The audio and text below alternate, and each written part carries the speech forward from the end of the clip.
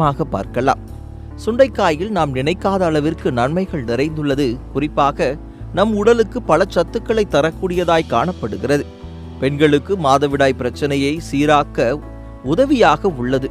காரணம், இதனை உண்ணும்போது இது ஹார்மோனை சமநிலைப்படுத்தும் என்றும், நீர்க்கட்டி, தைராய்டு போன்ற பிரச்சனைகளால் ஏற்படும் மாதவிடாய் பிரச்சனையை சீர் செய்யும் என்றும் கூறப்படுகிறது. மேலும் அனைவரும் வியப்படையும் வண்ணம் இதனை உட்கொண்டால் காய்ச்சல் குணமாகும்.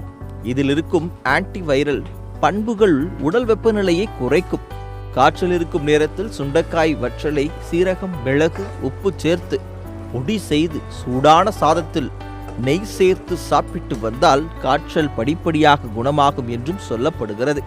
முக்கியமாக இதனை உண்ணும்போது இருமல், மூச்சுக்குழாய் அடைப்பு, சைனஸ், நுரையீரல் சம்பந்தப்பட்ட பிரச்சனைகள் மற்றும் ஆஸ்மா அறிகுறிகளை குறைக்க உதவியாக இருக்கிறதா. எனவே ஆஸ்மா